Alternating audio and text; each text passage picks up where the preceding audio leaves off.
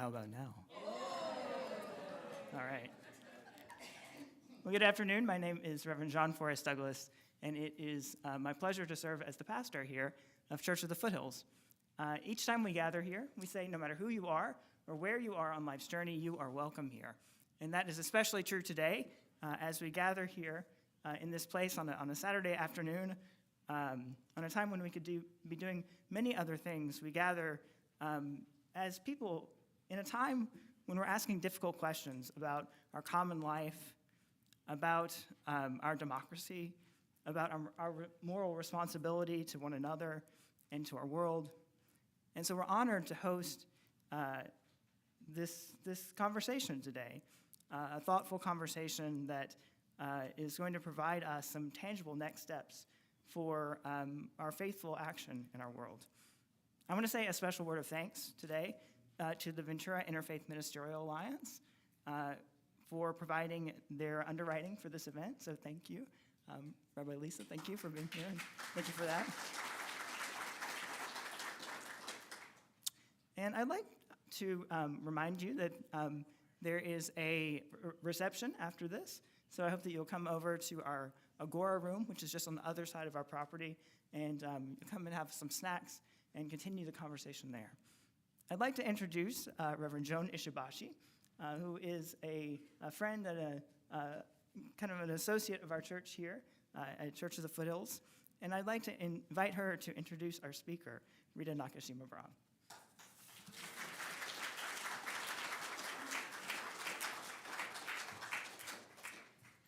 Hi, good afternoon. So John Forrest could have easily introduced Rita because, but I've known Rita. Rita and I've known each other for almost 40 years. Yeah. So he's given me the pleasure of introducing my friend. Yeah. Okay, so I'm just going to read some of this from the handout that we sent out. Rita is a theologian, pioneering theologian, feminist scholar, and most of us who go to seminary have to read her books, She's reached that stature, and she really, I would say, helps to open up people's minds. Many of us who come to seminary have very closed minds, and I think she helps us she pries them open a bit and helps us to see the world in more expansive ways. And she is the first Asian American woman to earn a doctorate in philosophy of religion and theology. So those of us in the Asian American community, we're just really, really proud of her and so thankful that we can claim her. Yeah, so some of us go into that kind of work, and some of us become church bureaucrats, which is what I did, which is not as much fun. And we would often go together to meetings. We'd see each other at meetings, and people would always get us confused. So we tell this story. People would come up to me and say, "Oh, thank you for your keynote speech," and I'd say, "Oh, well, yes, certainly, but I'm not Rita Nakashima Brock." She's taught at Hamline University, Pacific School of Religion, Harvard, amongst other institutions. And I recently had the privilege of taking a class with her last autumn in moral injury. And it's just a field that is so important now. And she will be speaking to us on that today and the intersections with what we're seeing in far-right nationalism, Christian nationalism, what's happening in our communities. And so she's been very important in the work in moral injury, and we're really privileged to have her. So I'll just turn it over to Rita. Thank you.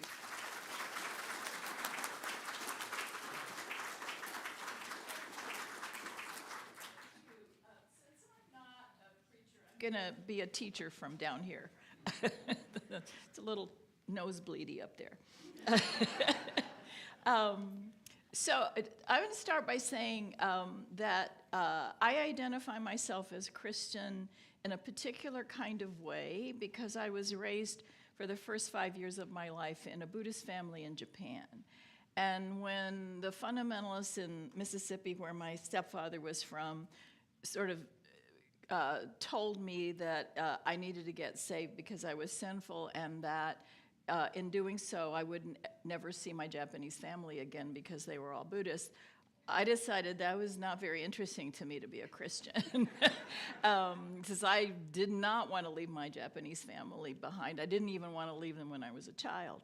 So it was really in college where I had an amazing Hebrew Bible teacher who taught me the tradition that Jesus came from out of the prophetic literature for justice and mercy, and against empire, as it were, that Christianity began to make sense to me, not so much because of the history, but because in college I got immediately sucked into the civil rights movement.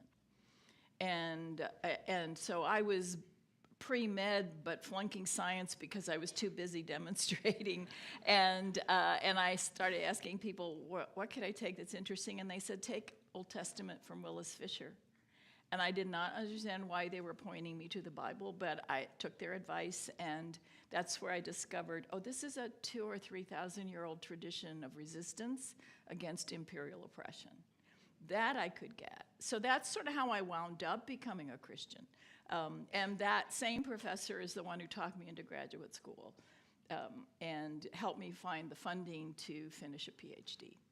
So I owe a lot to the educators that were a part of my life, and I actually didn't know what I was going to do with a religion major, but after having that kind of educational experience, I decided I wanted to do that for students, to have a transformative, life-engaging purpose to your life from what you learn in college. So that's how I wound up a professor for part of my life. I also worked as a chaplain and a nonprofit administrator and higher ed administrator as well. But I'm going to talk today about the last 15 years I've been doing, which has been work on moral injury. And I don't need to get into a long history of how I got there, but I am from a military family. And so this work on moral injury first popped into my consciousness from work on military veterans. And it made sense of my father for the first time. So I want to begin by saying, and this is a startling thing I discovered in doing this moral injury work, is that the clinical community, the scientists, the psychologists, psychiatrists, and neuroscientists who study moral injury pretty much universally assert that human beings are born moral. Not sinful, but moral.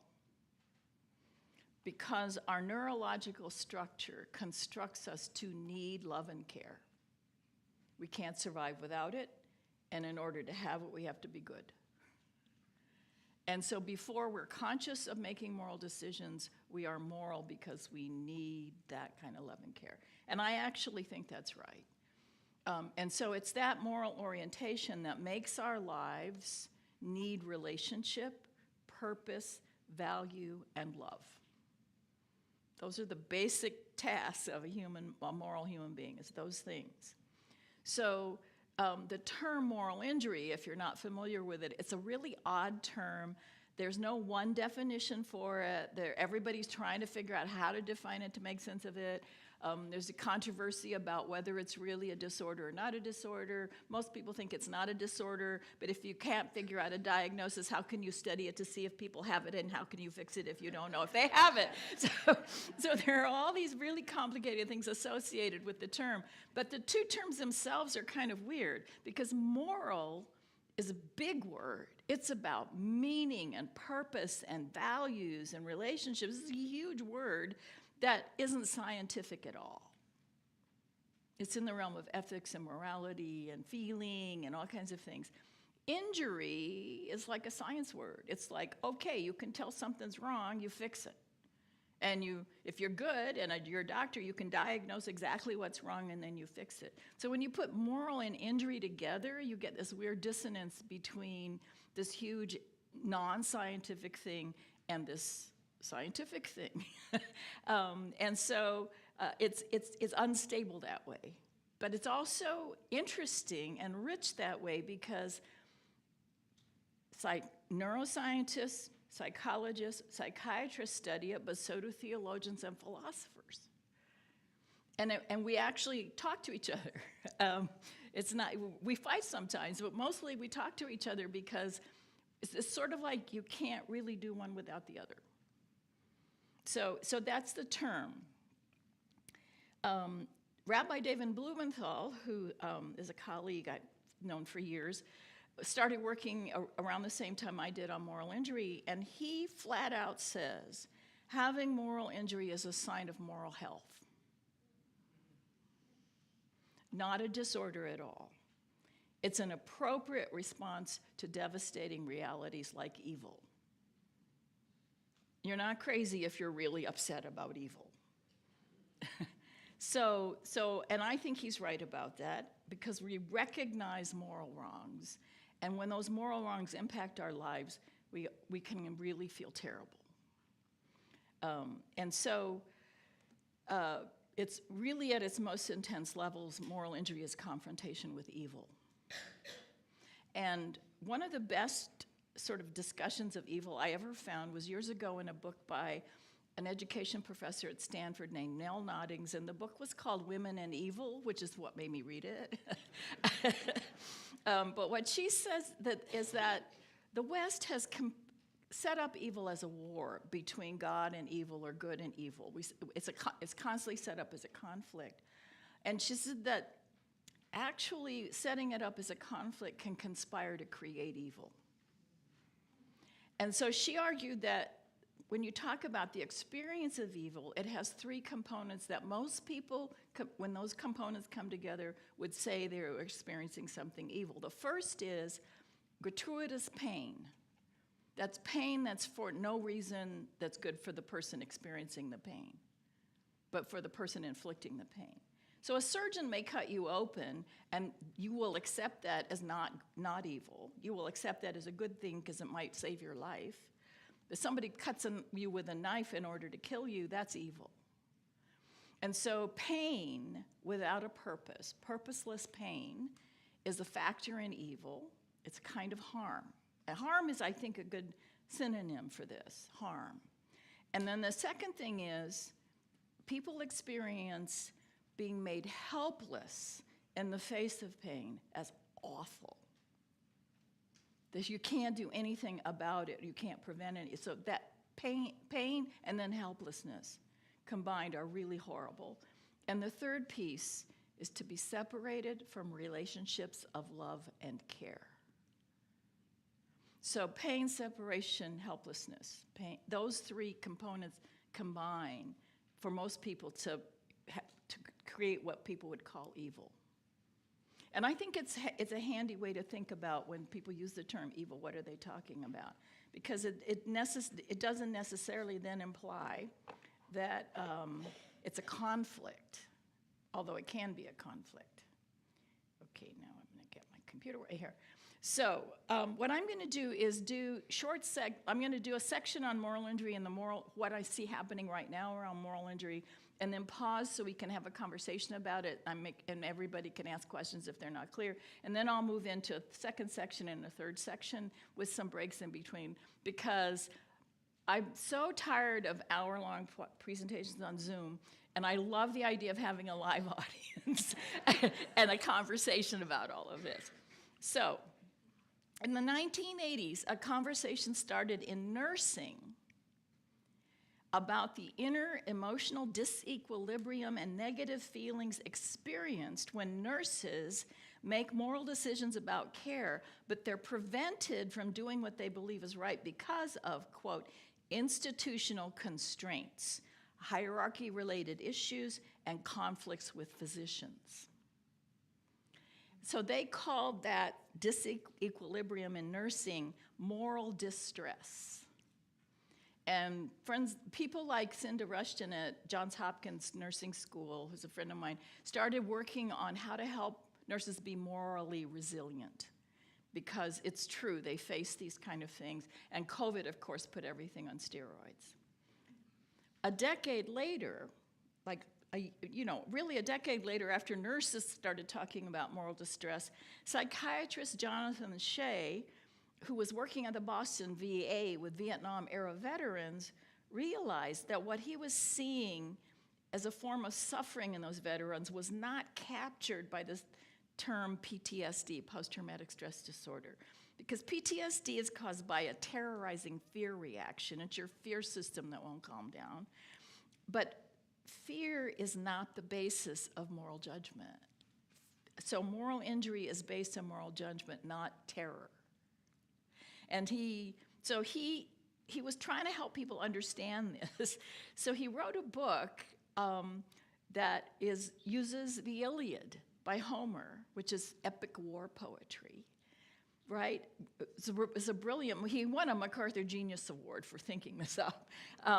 But he called what he was observing in ancient war poetry moral injury, to capture the harrowing and deeply moving experiences of the Vietnam-era veterans he worked with. They couldn't explain it to him, but he could see it. So Homer's epic, the Iliad, is the story of a brilliant, dedicated warrior who is betrayed by his immoral king. And Shea used that story to suggest that moral injury was present when, and this is a three-part definition of causes of moral injury, when there is a betrayal of what's right, so a violation, a harm, betrayal of what's right by someone who holds legitimate authority in a high-stakes situation. Achilles is betrayed by his king with authority in war. You can't get much higher stakes than war. So that was his three-part definition for the factors that provoked Achilles.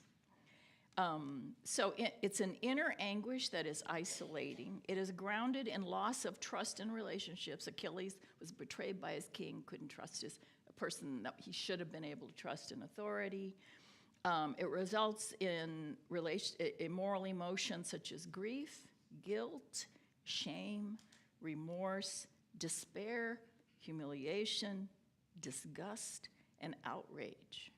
And that outrage piece is really important. Shea called that outrage in Achilles a berserk fury. As well as the fury, there's the lust in Achilles for revenge, the renunciation of ever returning home, dishonoring the enemy, and a loss of his own humanity. All of that happens to Achilles because he's betrayed by his king. In order to wage wars, societies and soldiers often dehumanize their enemies in order to kill them. So, when we dehumanize others, we must shut down our capacities for empathy and dehumanize ourselves. This is the cost of war.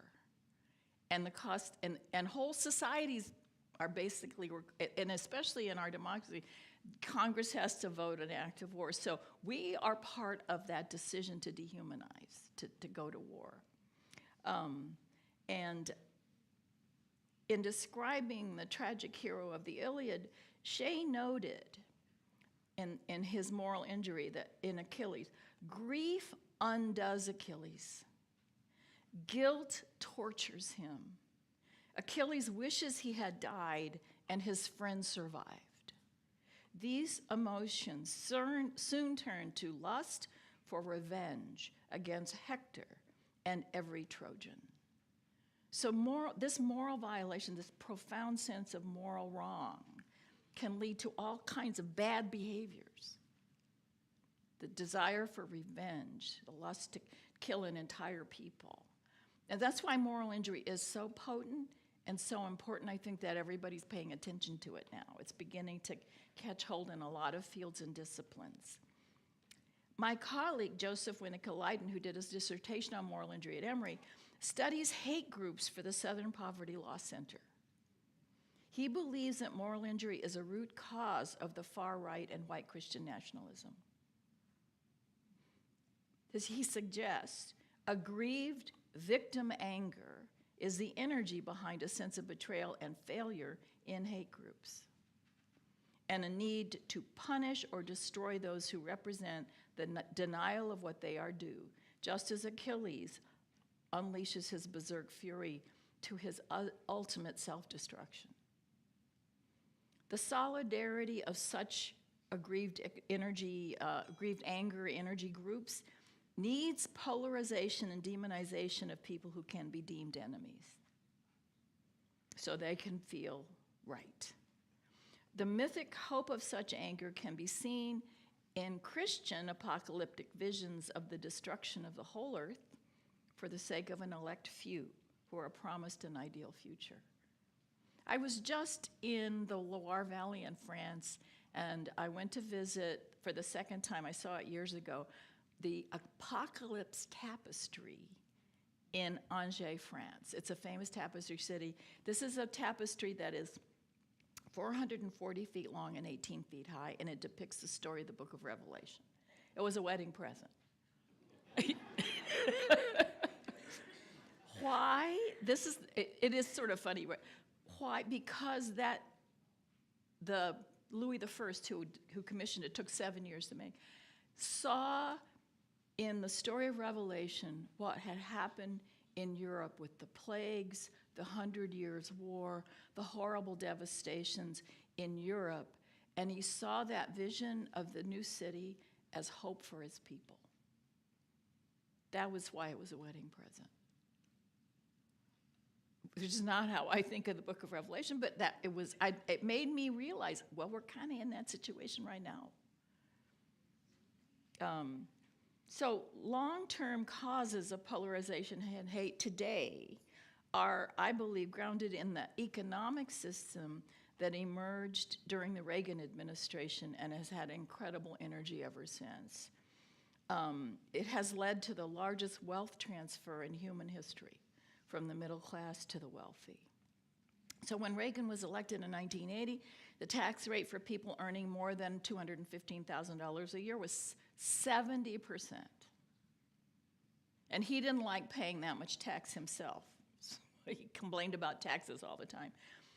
70% if you made more than $215,000 in 1980.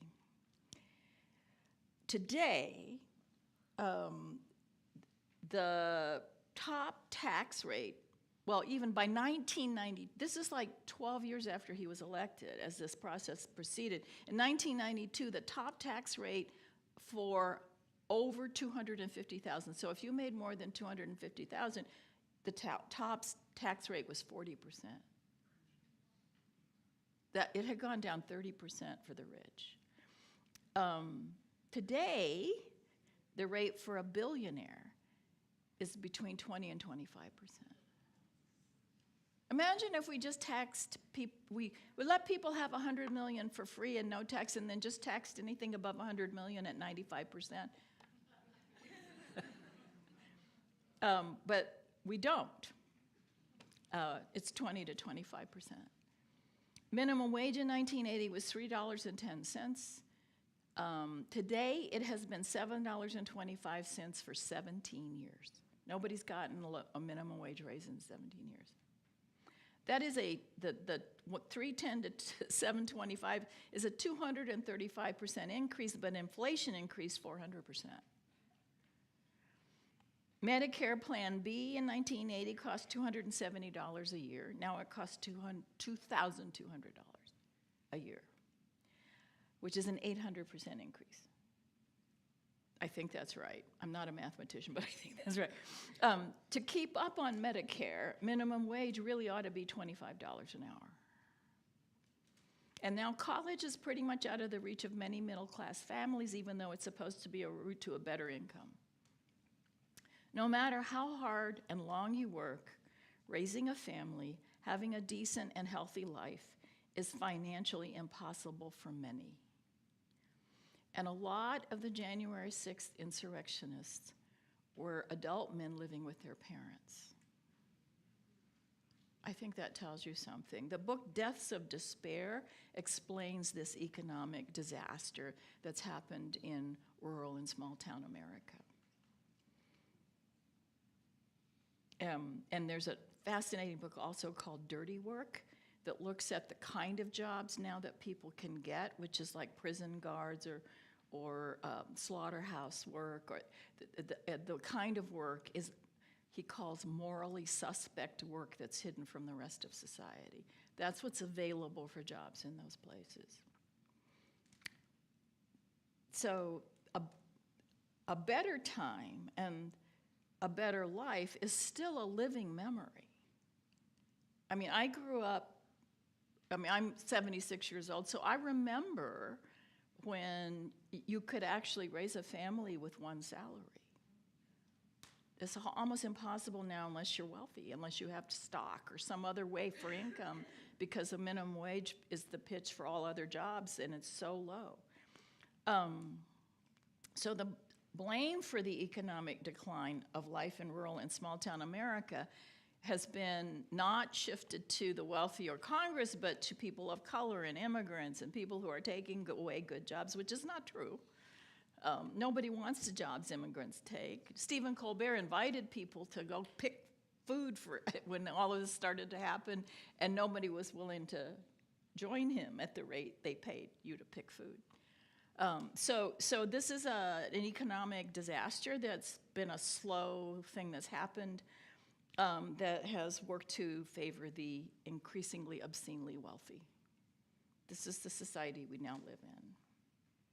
The point I want to make here is one point, that the individualism and expectations of personal success that are deep in U.S. Protestant-based culture help people think that when they can't have a decent life, it's their own fault, because they don't learn to think systemically. And we point them to admire people who do succeed and have great wealth. So that just makes them even feel even worse. So moral injury is a grieved victim anger at those disappointed in their lives despite trying constantly to get ahead. And it can lead to their attaching themselves to other charismatically aggrieved individuals who promise redemption for them and retribution to their enemies. I think that aggrieved victim anger is Donald Trump's superpower. So that's the moral injury we're stewing in, I think, at this point in our society. So I'm going to pause there and see if you have thoughts or questions about the moral injury definition. There isn't one definition, so yeah. Didn't globalization also Yeah. Contribute to that? It did. But a lot of manufacturing work went offshore so that rich people could make more and pay people less, yeah. Years ago, I heard a priest named Blaise Bonpane, who worked for the World Council of Churches, say, welfare is not for the poor, it's for the rich to keep them pacified so they won't revolt. Over there, yeah.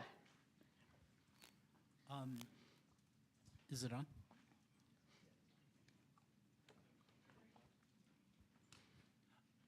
Your original definition of people being born moral, would psychological sociopaths be an exception to that?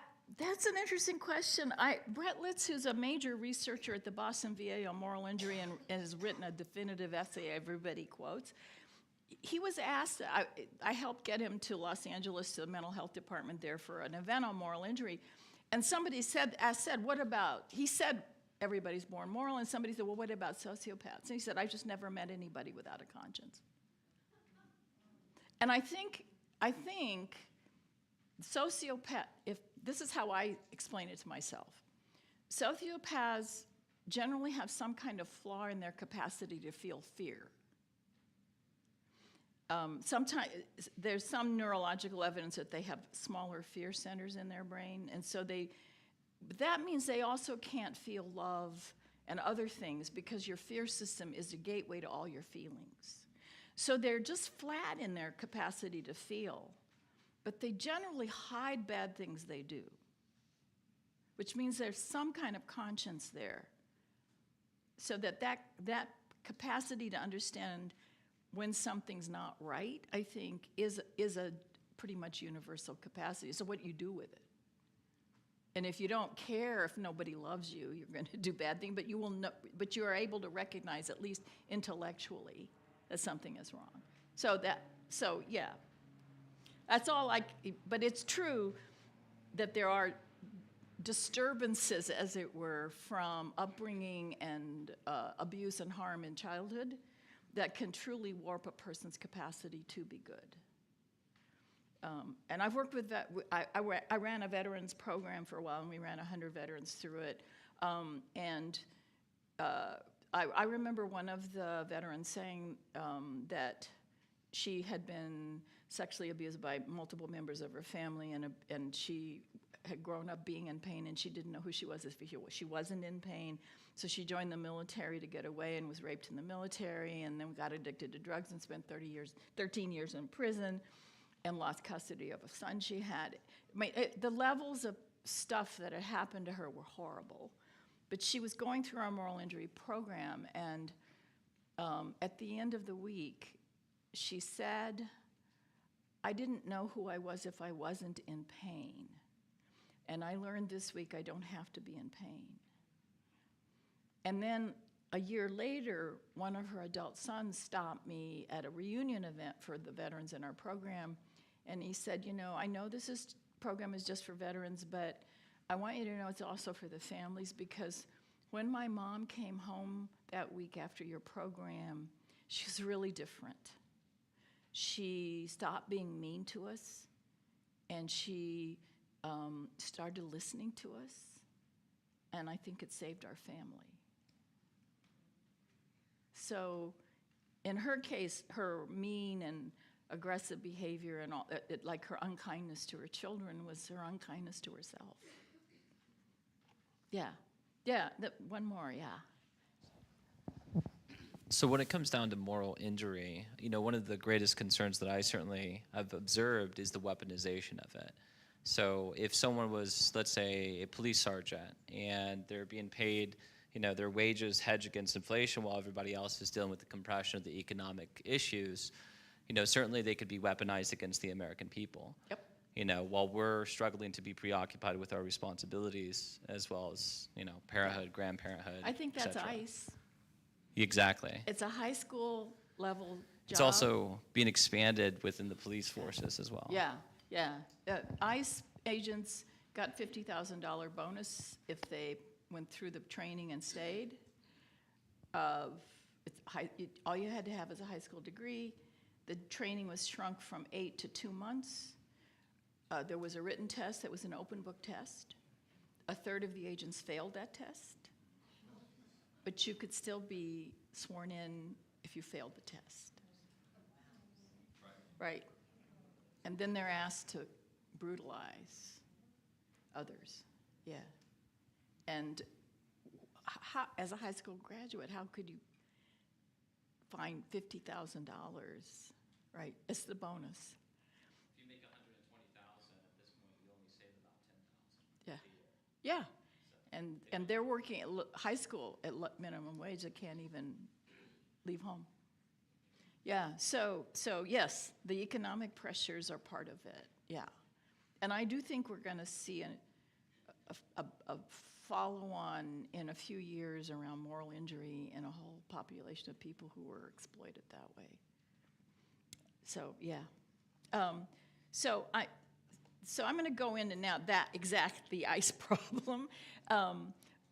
Brian Kemp is a researcher at the Cambridge Center for Existential Risk. He has a degree in international relations and worked in corporate circles for a while.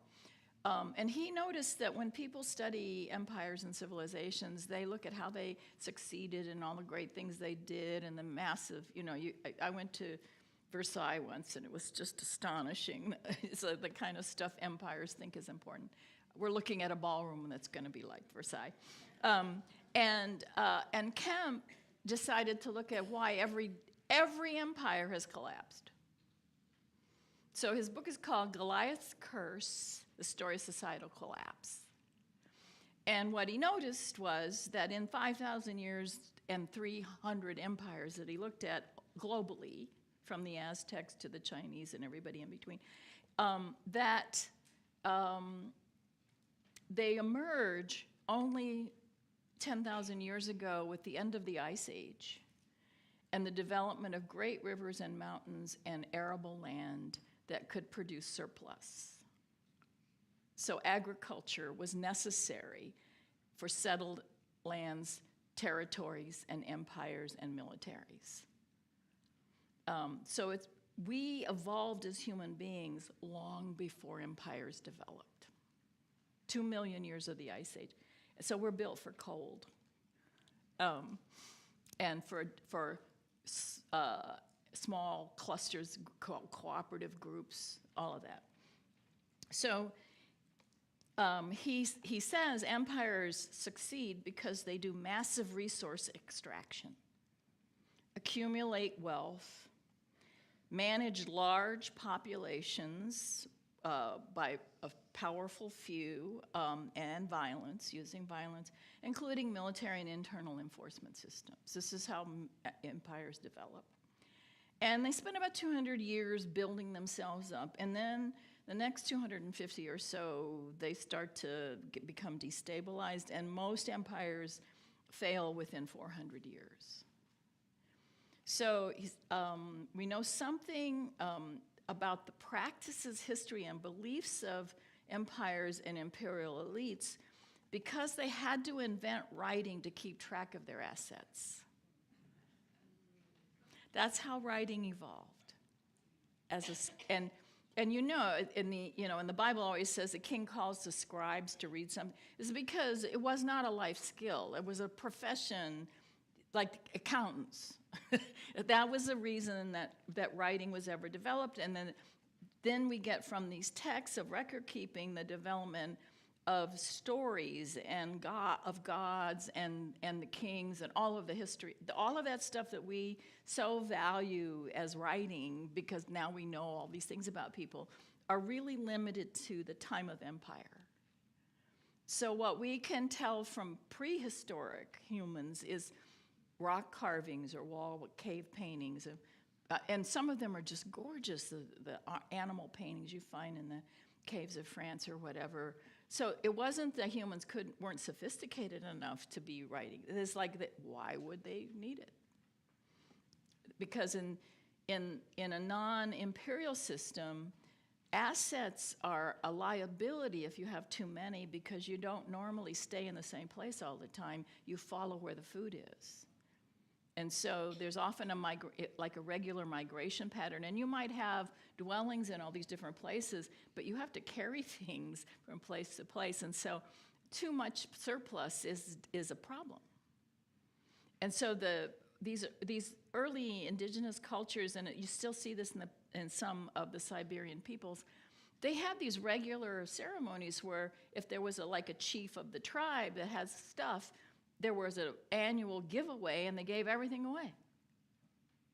It's called a potlatch in the Pacific Northwest. So before Christians had communion, there were potlatches. It's like giveaways, like share everything because you can't keep it anyway, and it's a lot of trouble to carry it and blah, blah, blah, especially if you aren't going to use it yourself. So Kemp notes that in looking at these empires, that the rulers, the ones who actually have the military might and power-hungry status to get to the top and be a king and emperor or Caesar, are characteristically narcissistic, sociopathic, and Machiavellian. Sound like somebody you know?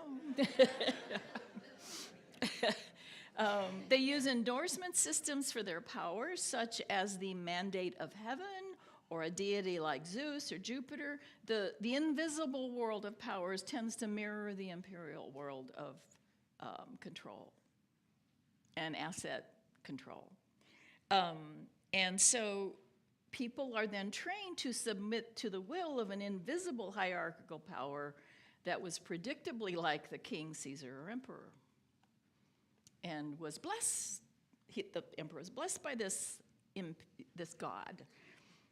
We tend to separate these invisible ideological elements out as religion, but they exist for the imperial systems they endorse and sanctify.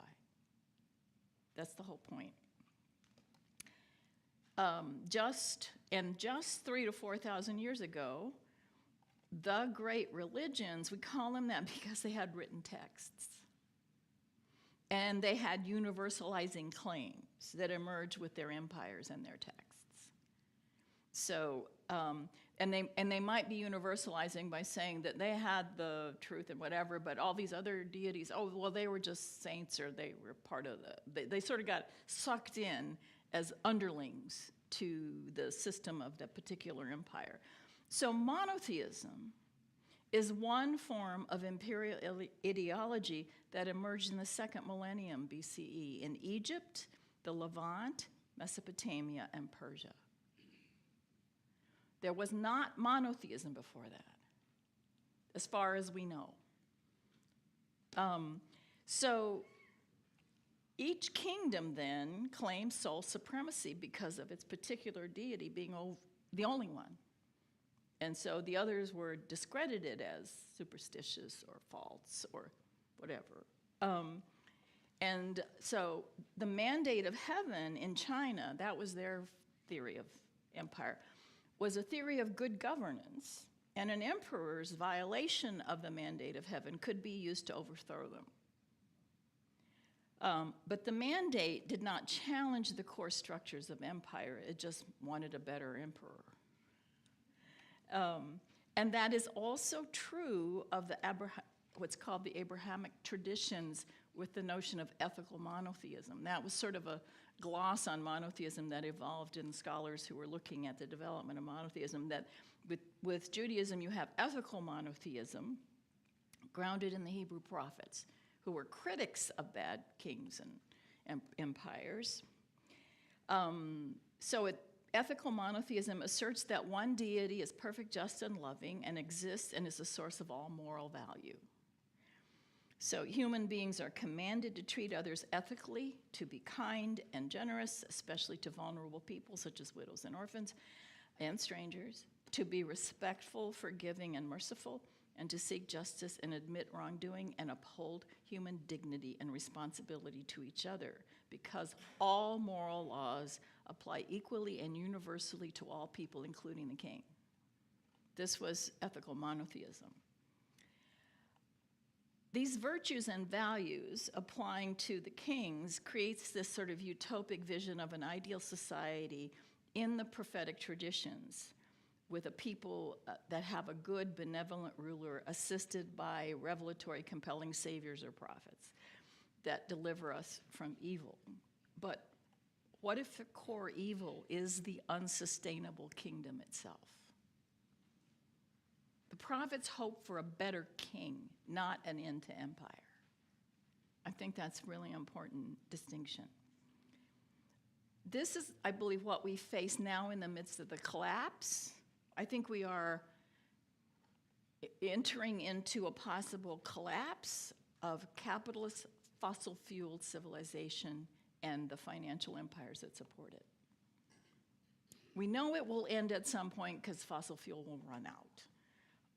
Whether it ends because it runs out or there's some war or some other reason, we are in a major conflict right now in Iran because of fossil fuels. And it's a kind of global empire, the monies and oil companies and whatever, and it's existed for long enough that it might be on the downside. So we need a model of humanity that resists the hierarchies and extractive needs of empires. And here is where I think we might be able to read the story of Jesus as a counter-imperial story. His story is, in an age of empires, startling in its focus on an ordinary person. He's not some military charismatic leader or warrior or anything. He's a carpenter. There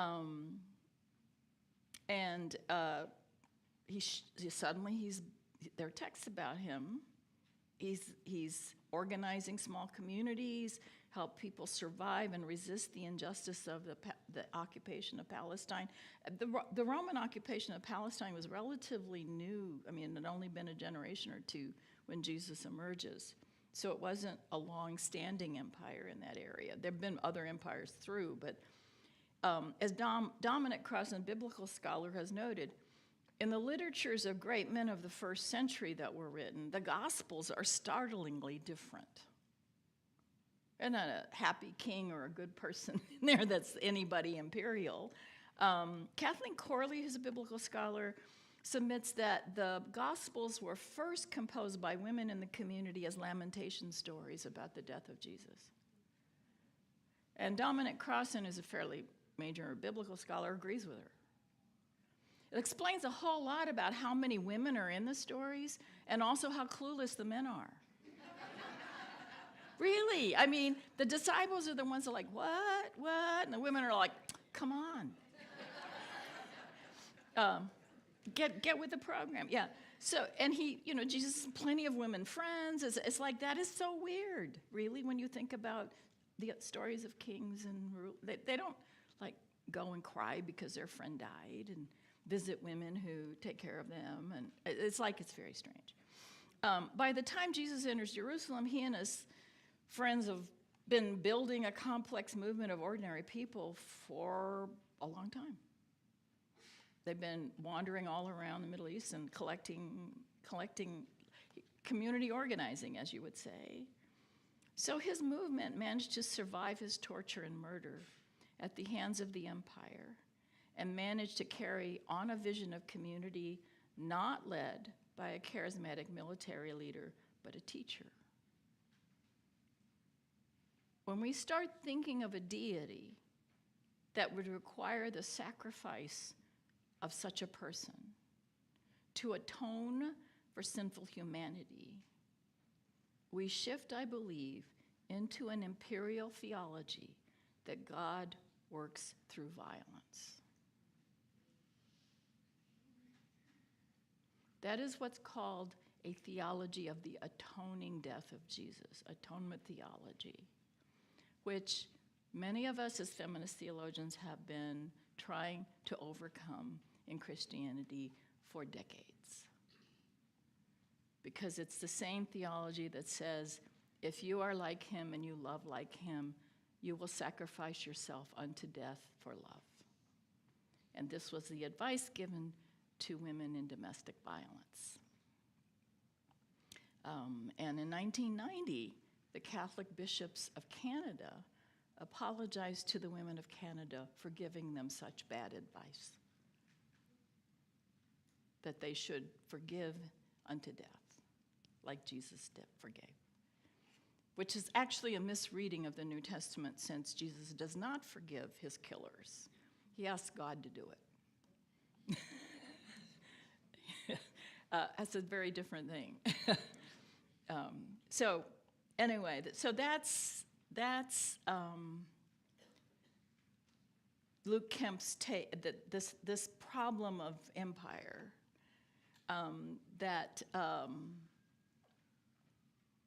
I think that Kemp's book is the first one I've read that really looks at what the factors are. He not only looked at 300 empires over 5,000 years, he looked at what are the common things going on with them that seem to result in their collapse. And those factors are pandemics.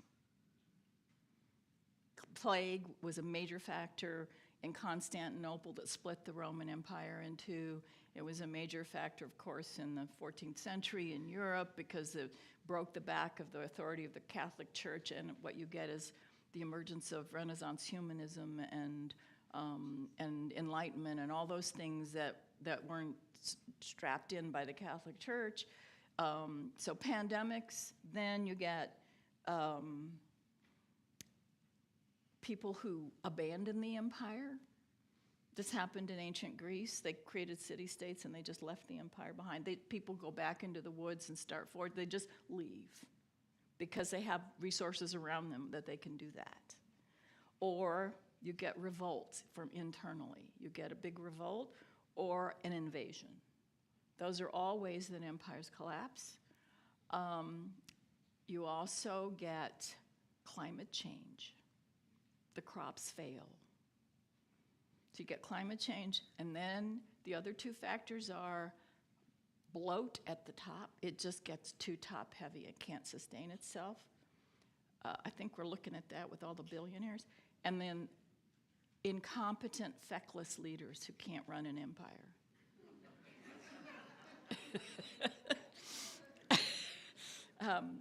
He wrote the book, I think, before Trump, but but they, you know, Brexit. That this trend of far right stuff is not new to the U.S. It's been global, you know, Orban, et cetera, Bolsonaro in Brazil.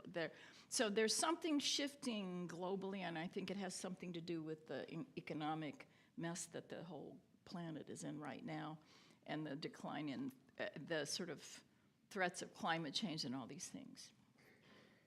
So Kemp is not a hopeless book, even though it sounds like it. He says there are two wild cards right now that need to be attended to. One is nuclear war. This is an unprecedented threat to human civilization. And nuclear weapons are basically in the hands of some of the worst countries in terms of reliability and empires. Like the US now, yeah. We're the only ones to ever use them. So that's one thing. My family in Japan was, the two generations all died of cancer in their 50s because they were 40 miles from Nagasaki. So, yeah. So he says that's something we have to pay a lot of attention to. But he said the other thing that's a wild card that is the thing for hope is democracy. That's new too. Relatively new in the history of empires. So, this is Minnesota. So, I lived through ICE in Minnesota. I retired there 2 years ago, but I lived there in the 90s, and I went back because I like the culture, and I had friends there. And that's my last point I'm going to make, which is the hopeful point, is what happened in Minnesota. So we were not the first state, and we were not the last state to face down attempts to deport thousands of people. But the magnitude of the ICE Gestapo-like terror campaign in the Twin Cities was worse than any other city faced. And part of that had to do with how fast they could train enough agents to cause this metro surge terrorizing campaign. So they tried to do it in LA without enough agents, and they used the Marine and the National Guard instead, and that was ruled illegal.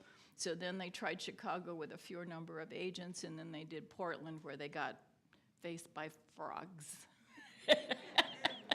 Although Portland's animal costumes are now everywhere at No Kings rallies. But the Twin Cities were invaded by 3,000. Chicago, LA is the largest city in the country, it's the second largest city in the country. Chicago is the third. LA County's bigger than 45 states. Chicago is 3.5 million, or 3.1 million people or whatever. I don't know how big Portland is, but the Twin Cities aren't even 1 million people. And we got 3,000. It was like a major military invasion. So they began in immigrant neighborhoods, spread to a greater metropolitan area, and other cities in Minnesota, such as Rochester, where at the Mayo Clinic, which is one of the best medical centers in the country, they went in to arrest patients and staff. They chained patients to their beds. The cruelty, callous dehumanizing of people, and violence inflicted by poorly trained, militarized, and heavily armed agents was supposed to terrorize us.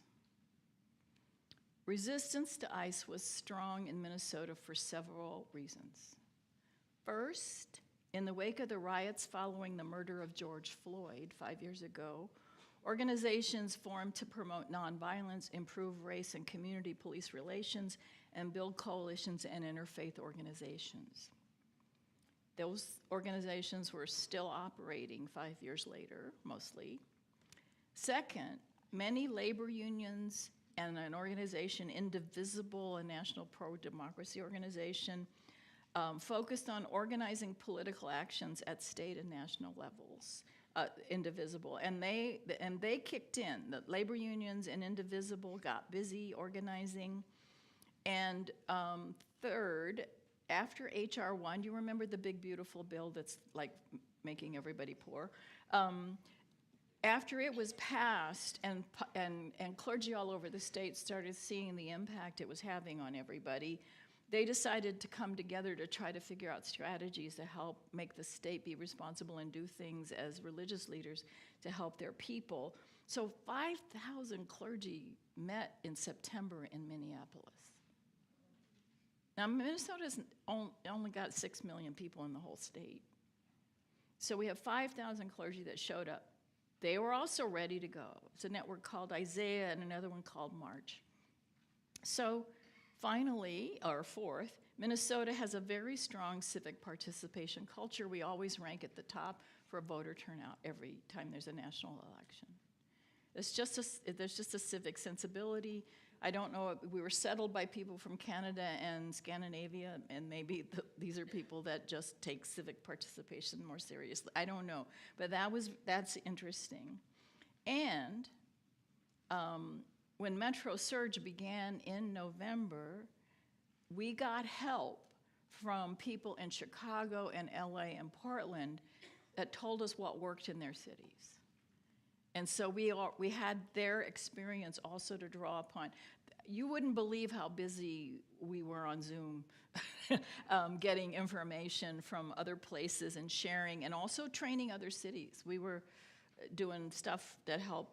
I did one for Lincoln, Nebraska. I mean, just people wanted help because ICE was going to show up there.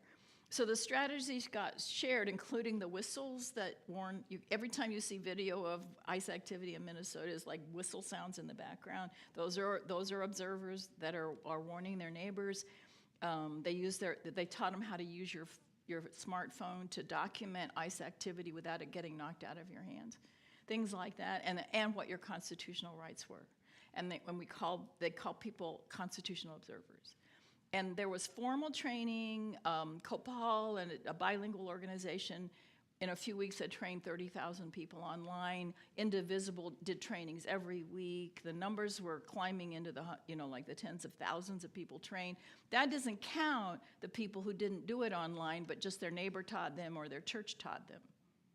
So that's at least double, I think, the formal numbers that they have from the organizations that trained observers.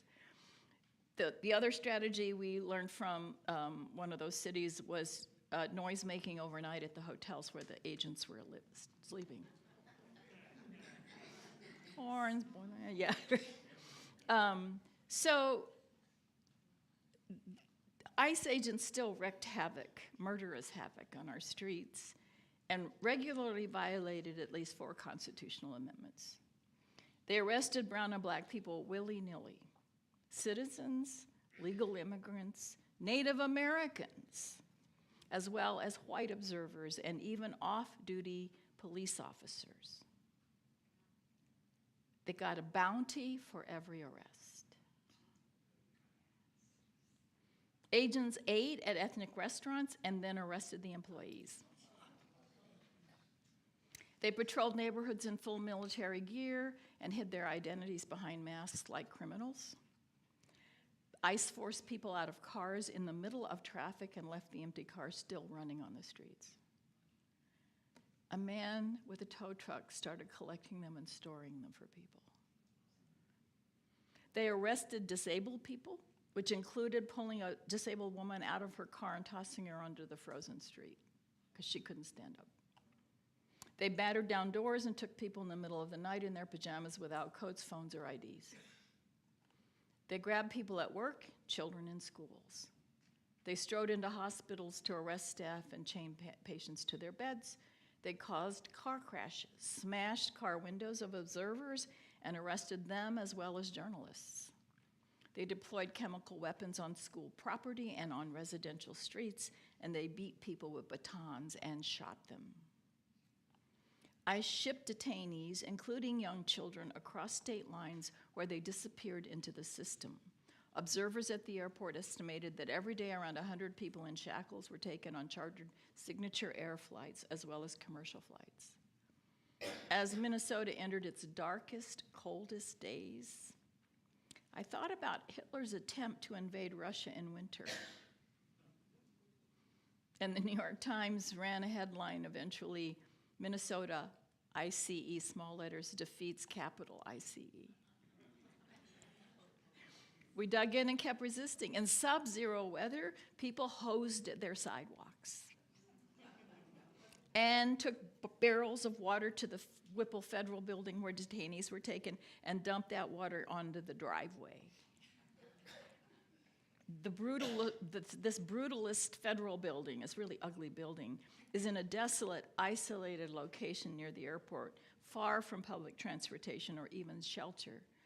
So Haven Watch, which was founded by a mother who was there observing with her teenage son, and her son noticed somebody coming out of the detention center without a coat, said, that's not right. She decided, she created Haven Watch and organized her neighbors and anybody who wanted to help to keep a 24/7 vigil at the building, no matter the weather, so that they could give people coats or boots or phone calls or shelter or a way home or food because they came out exhausted, terrified, traumatized, or sick. She wanted to help them. She was actually one of the people last week that accepted the Profiles in Courage Award in Washington, D.C. on behalf of the whole set of Twin Cities. 4 people were selected. She was one of them. Congregations and community centers open warming centers for resistors. In that big march of 50,000 on January 23rd, all the streets on the route had churches open for people to get warm because it was 9 below zero, and with toilets. So churches did that. Other synagogues, temples, any house of worship that could open on that route did that.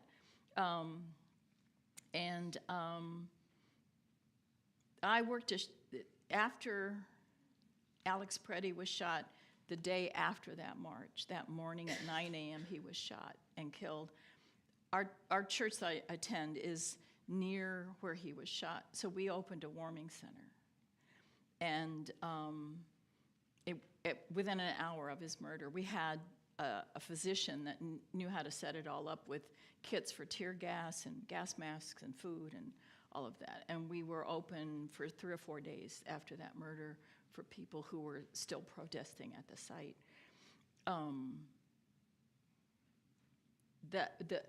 I won't go into those murders, but the video, I mean, you've probably seen the video. It's very clear they were murdered.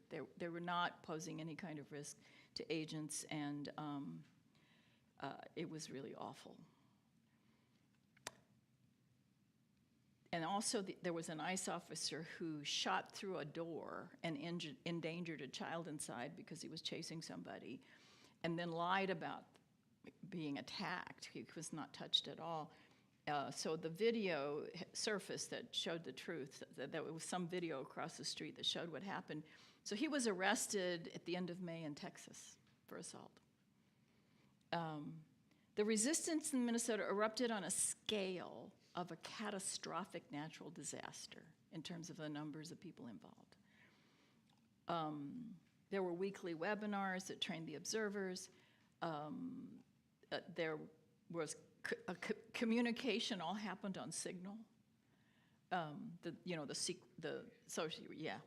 one that Pete had said thought was confidential, and he had a reporter in there. That app, and the Hmong community in St. Paul, which is a very large immigrant neighborhood, had a Signal group where they wanted by 8 a.m. to have 1,000 neighborhood observers volunteering to guard the neighborhood every day.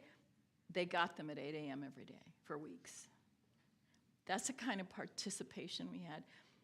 Churches, mosques, synagogues, temples, schools, cafes, and stores, including a sex toy shop, became pop-up food collection sites to help strained food banks. The food banks got emptied pretty fast. People couldn't leave home. They were afraid to leave. They couldn't go shopping. So people started delivering food. So there were all these pop-up food gathering places in neighborhoods, and local people who are totally anonymous who just went and delivered food to their neighbors. They were told after a few times of this to not carry any addresses, but to memorize addresses, because ICE was stopping people with grocery bags. Yeah. And then medical workers visited people at home. Women were helped to birth babies at home. Teachers walked students home after school, and parents picked up all their neighbors' children and delivered them. Just the cooperation of help from just ordinary people was pretty astonishing. And principals even stopped ICE from entering schools, or put their classes online if ICE was too big a problem. Demonstrators packed city halls to demand eviction moratoriums. Protesters demanded corporations stop allowing ICE to stage in their parking lots and go into their stores to arrest employees and customers, which Target was allowing. Costco did not allow it, if you want to know. So within 3 months, that's a long time, it's a lot of weeks, the Minnesota resistance had forced ICE to wind down Metro Search. The director, a petite white man who liked to sport a long Nazi-style overcoat, yeah, I won't say his name, was removed, and our state attorney general charged him for illegally throwing a tear gas canister into a peaceful crowd.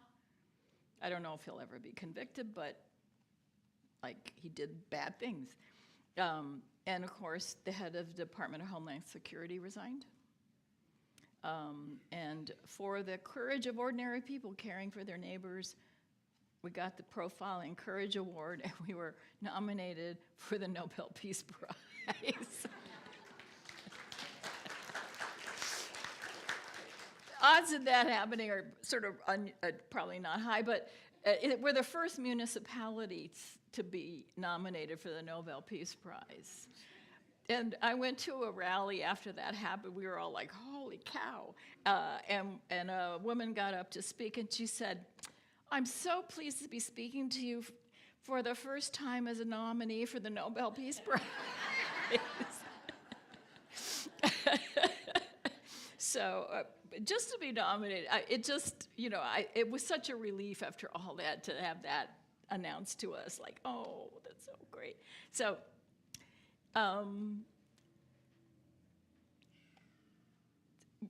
ICE isn't gone.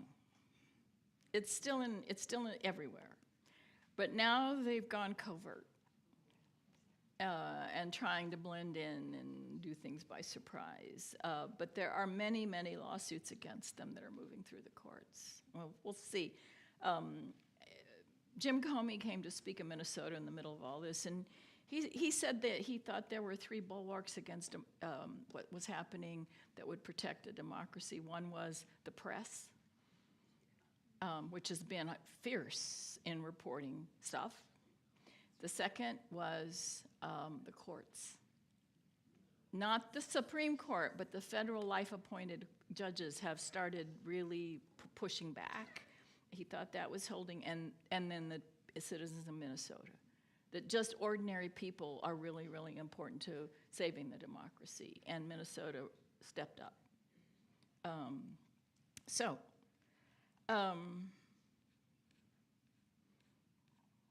gonna skip on this. So I do believe we're in the midst of a collapse of capitalist fossil-fueled civilization and its financial empires.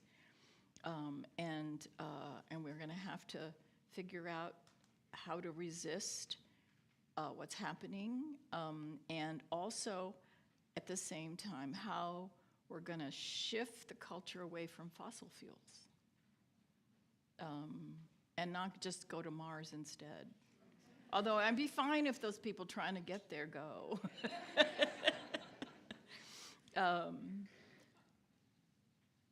So I think there's a way this is just as a Christian, I think there's a way to think about what's been happening as a way to focus on the story of Jesus, not as the story of redemption through violent sacrifice, but to think about how the concept of Christ is a way to focus this decency and relationship and love and care that is what is sacred in human beings and in human life.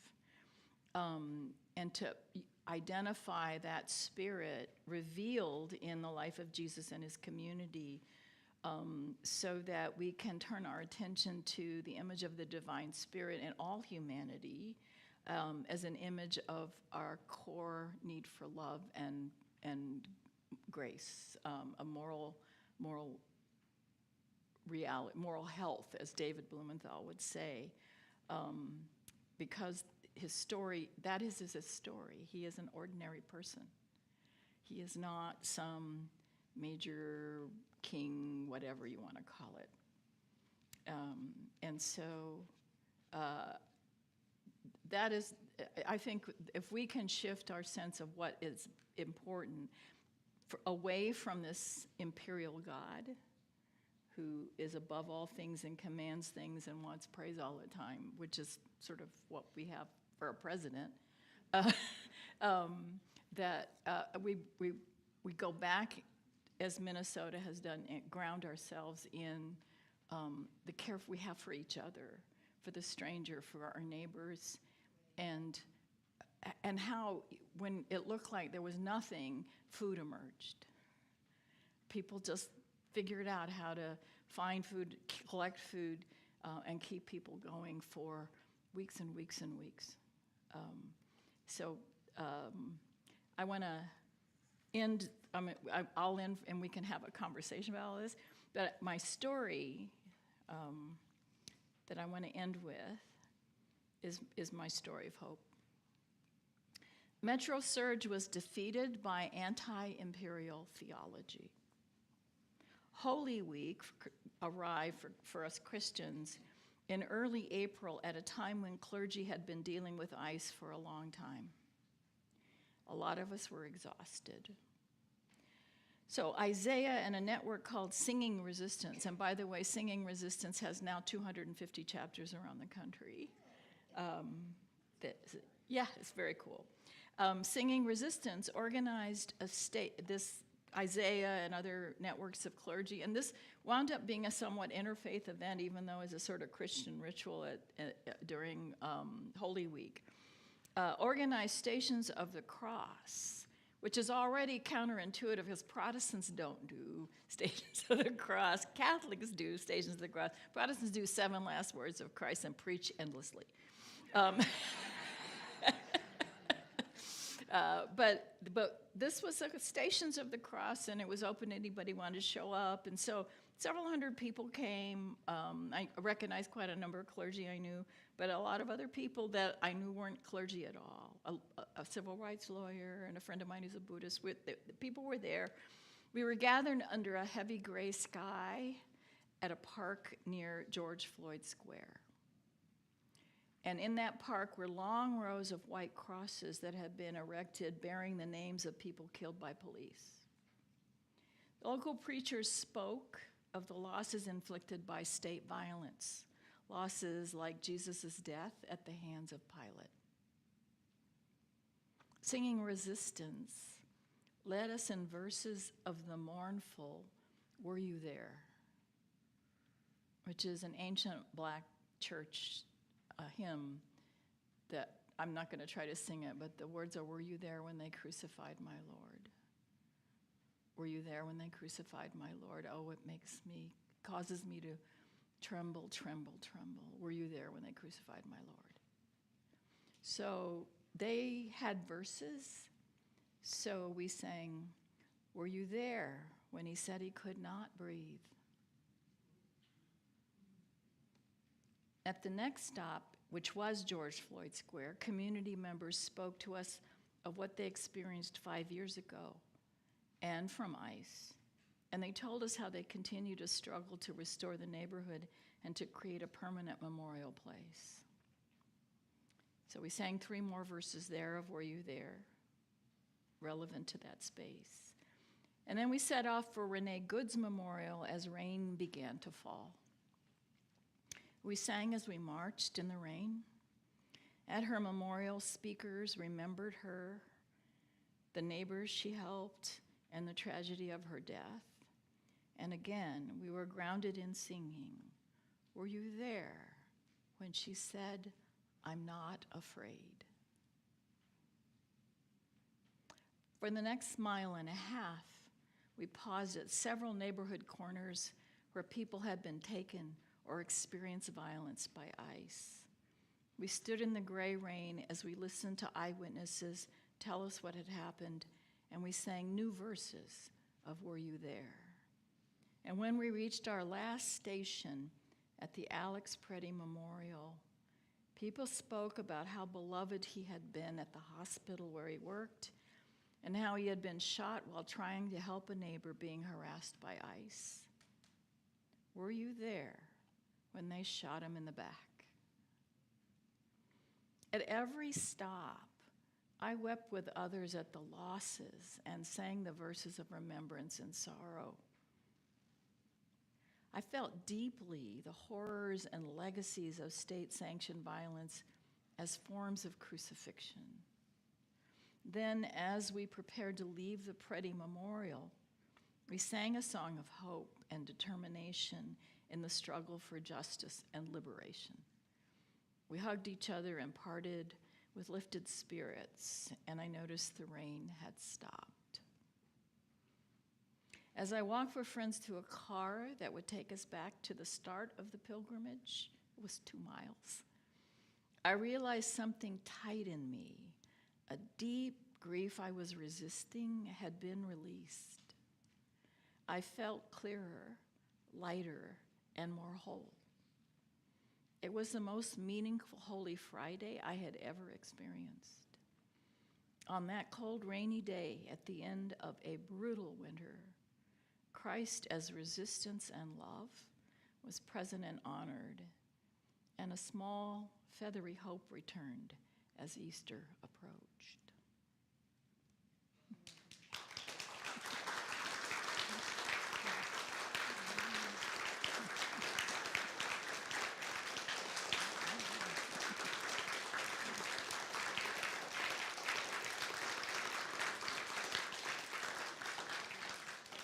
And we have still a little more time for Q&A or comments. Yes.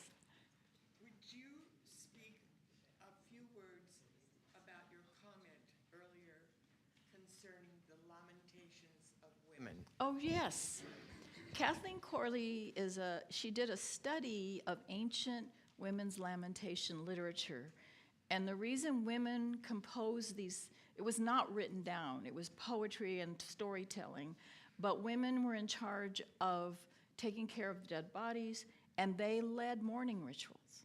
So the prophet Jeremiah says, "Let the mourning women come so our tears may come down." So it was the job of women to lead those rituals. And so she looked at the kind of literature from the ancient world that she found that was lamentation literature.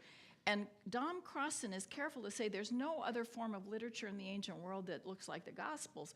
Well, the lamentation literature does.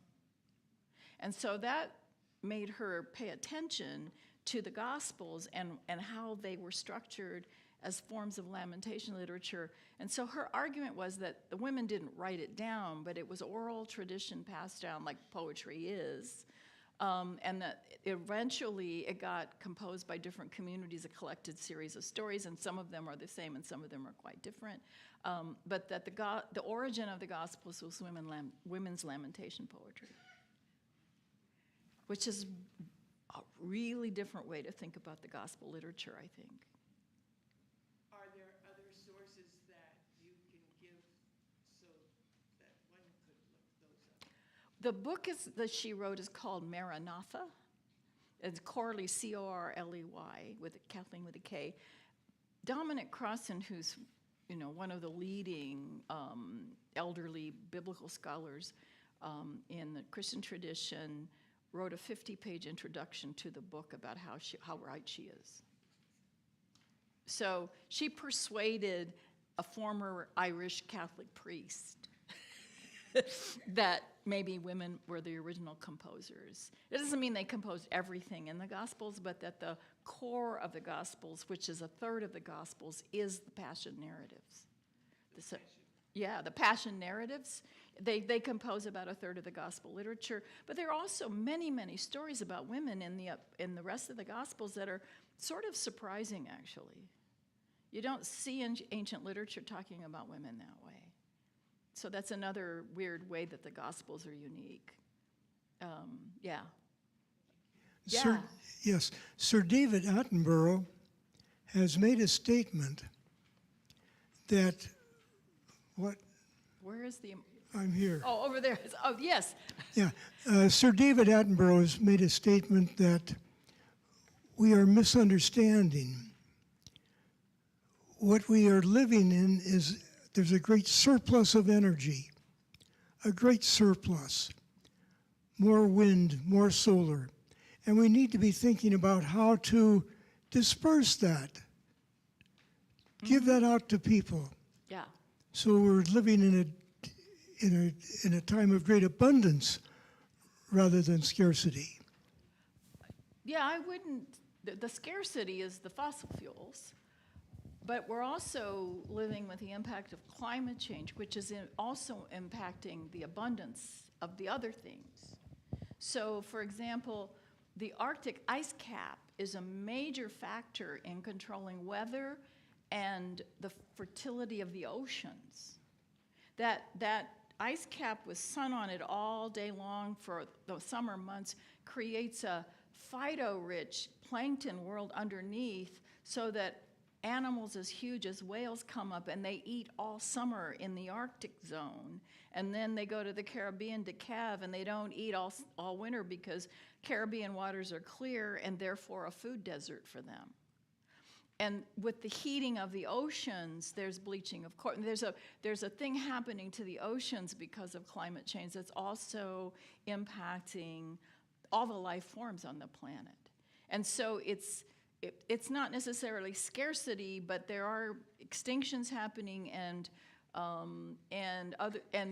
the weather and the wind and all of those things are also impacted by the Arctic, and it's melting, and no one knows what's going to happen if that ice cap disappears. So it's a complicated process, partly created by the heat created from fossil fuel burning. So I don't have an answer to it all, but I know that if we could more quickly than it disappearing, stop using fossil fuels and use wind and solar and other things, it will maybe save the polar ice cap.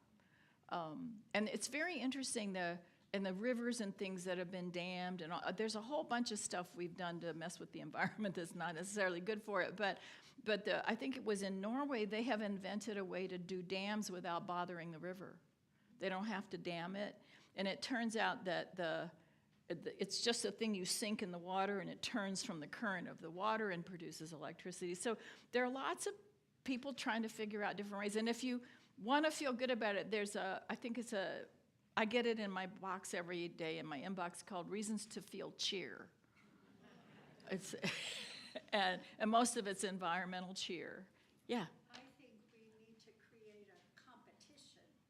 You know, that China's ahead of us in the green race, and we've got to catch up. Yeah. Well, we won't with the corporate system and the political system we've got right now.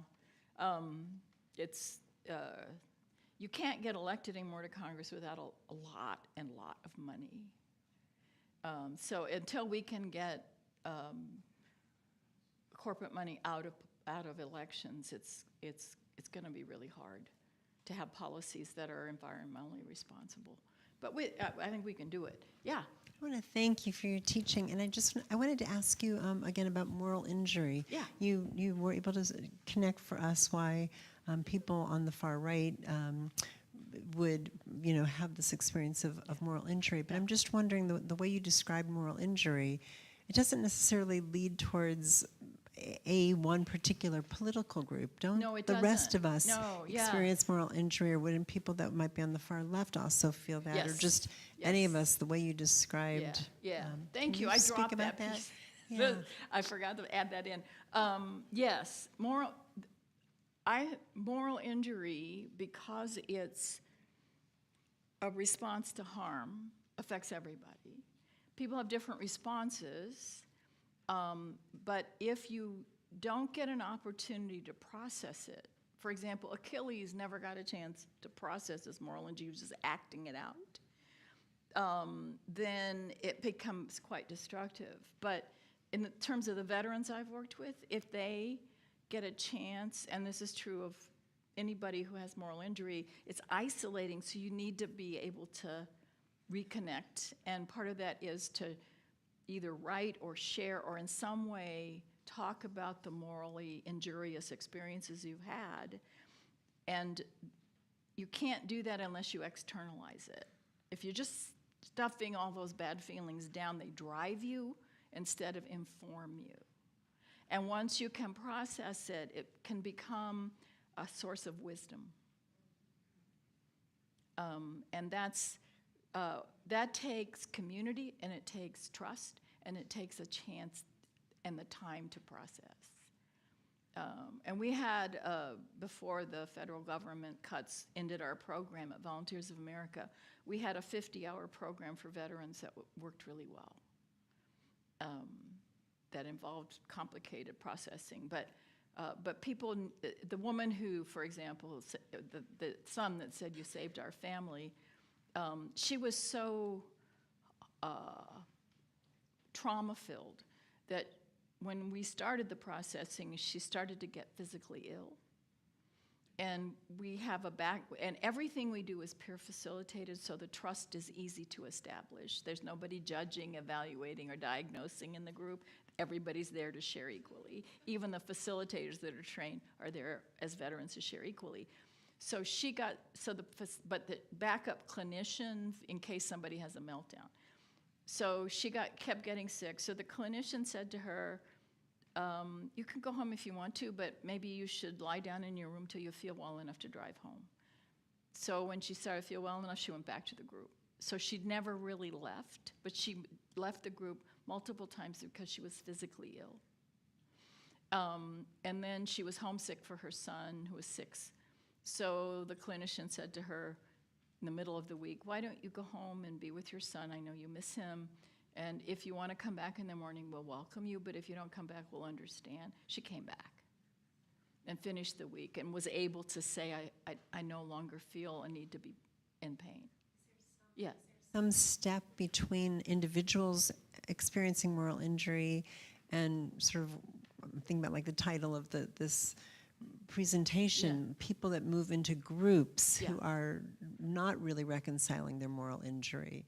And is there any study about how that either happens or whether, I mean, you specifically, we were talking about like the Southern Poverty Law Center. I think it's different for everybody. I think that Good Friday, Stations of the Cross, I hate calling it Good Friday. It's good is a bad English translation of the word sacred. But I think that ritual for those several hundred people was a powerful processing of a lot of grief and anger and moral injury that we were all carrying. And we did it collectively, and the singing was miraculous. I mean, I was doing this, weeping during the singing. So and I think ritual is a key to processing moral injury. That's why a lot of ritual processes have some kind of confession of sin or some way to process harm. And ritual is especially valuable because it takes people who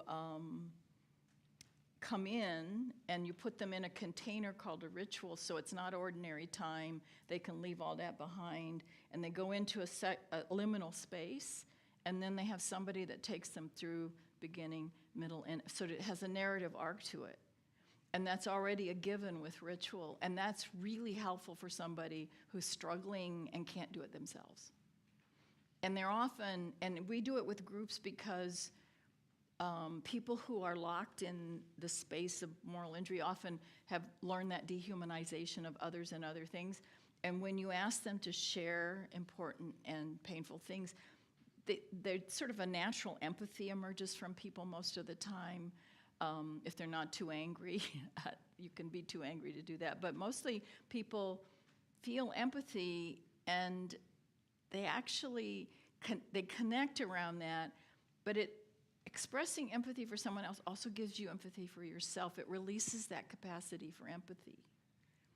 And you really need that with moral injury. You need to be able to not be in a space of judging yourself as evil, because sometimes that's part of the moral injury. I don't know how many times you've heard Holocaust survivors say all the good people died, right? That I had to do things to survive, that I'm a bad person.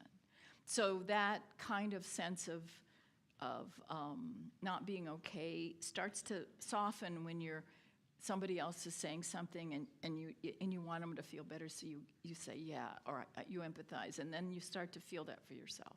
And so there's a process of ritually doing that holds it like a container so it doesn't bleed out all over, and people can feel a kind of confidence that somebody's taking them through this process.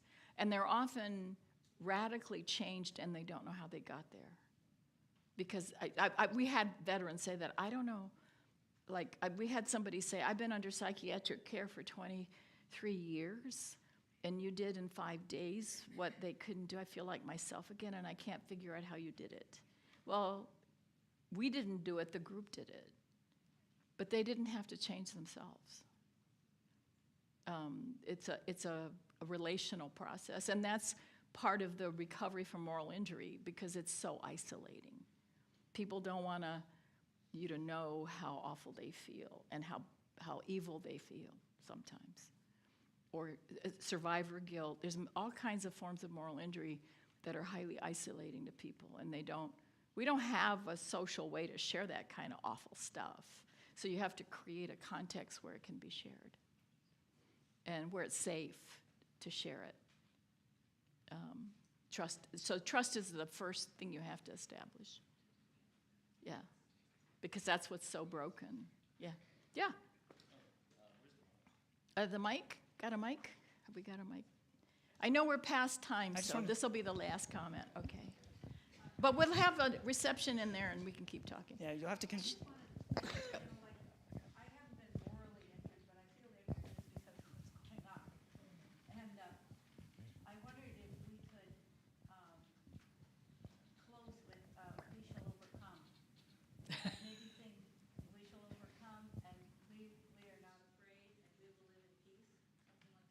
That would be lovely. But we have one more comment, and then we can sing.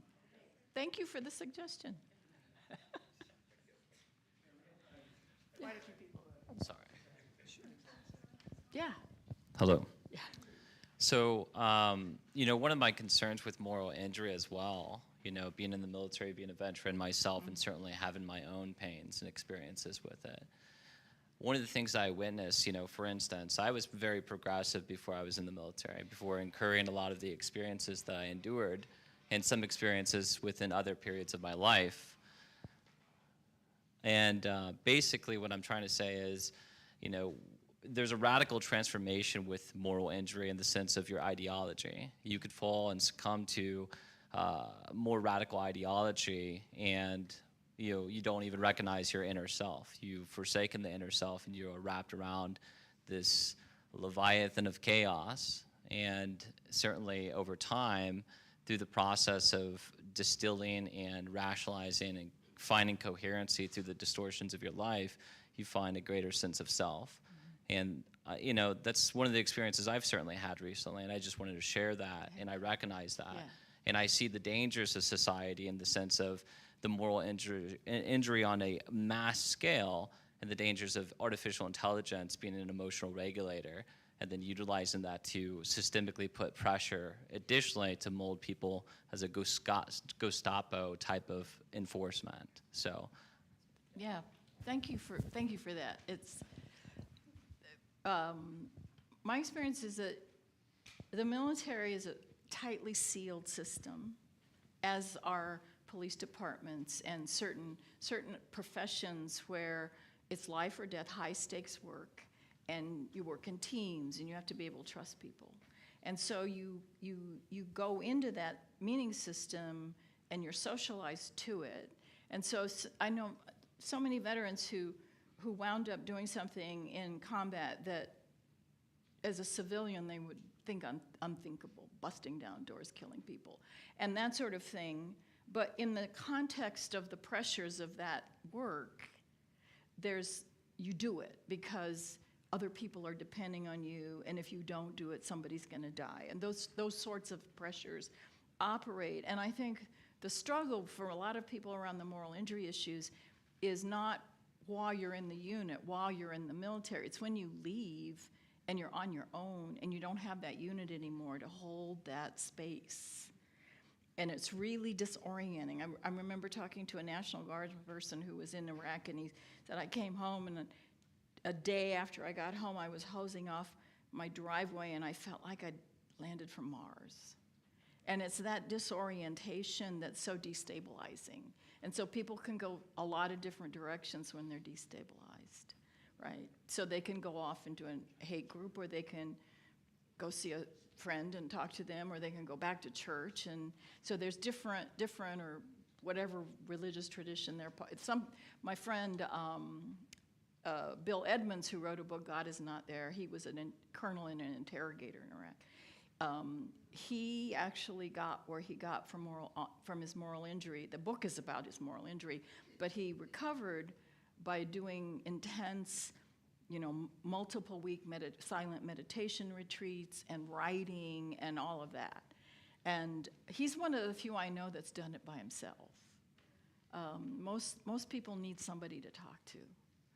But the gift of it is, if you have it, it's because there's something good in you trapped in there under that harm. And if it can come out, then you have become a source of information and wisdom to others rather than a problem. Yeah, and that's the gift.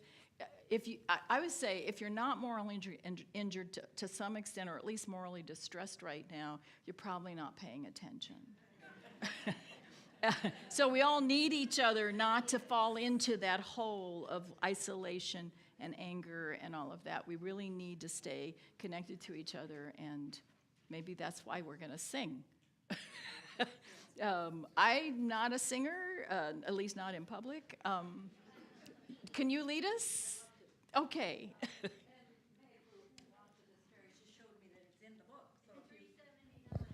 Oh. 379, and I think we could do it a cappella. This was Oh, yeah. precious to us during the civil rights movement. I was a fifth grade teacher a lot of times, and coming around Martin Luther King. Thank you so much. Oh, yeah. They would sing this. And some people would raise their eyebrows. Oh, well. We have a pianist here. Okay. I'll start out, and then you just join me, please. Okay. We shall overcome. We shall overcome. We shall overcome someday. Oh, deep in my heart, I do believe that we shall overcome someday. We'll walk hand in hand. We'll walk hand in hand. We'll walk hand in hand. We'll walk hand in hand someday.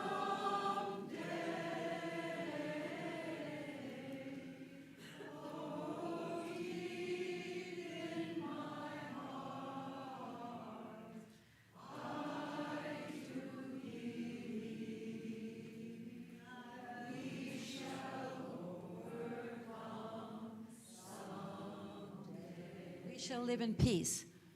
We shall live in peace. We shall live in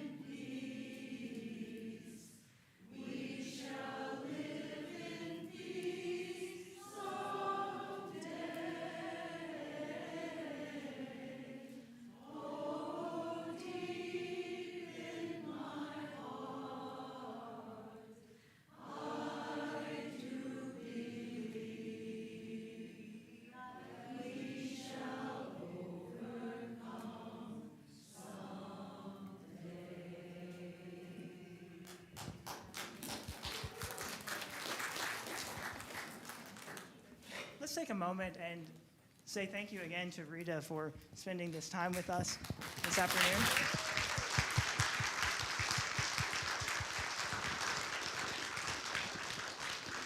I know that there are many of you who had other comments and questions that you wanted to ask. There's plenty of time afterwards. We're going to have a time of a gathering over in our Agora room. I hope that you'll join us there. Thank you for being here. God bless you. Have a good evening.